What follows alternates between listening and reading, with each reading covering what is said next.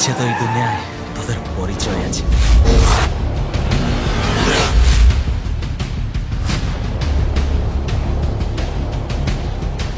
আর যদি তোদের পাশে টাকা নাই থাকে তোরাকে এই সমাজে কেউ পচরাই যাবে।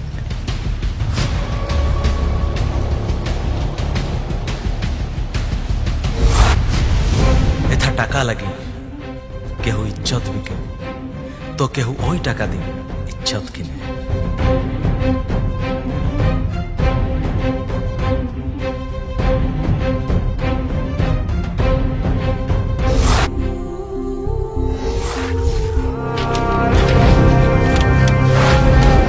আর যখন মানুষের পাশে ইজ্জত রহে নাই কি টাকাও থাকে নাই ও তখন ও সাজিন যায় অভাগা যাহার কেহ নাই।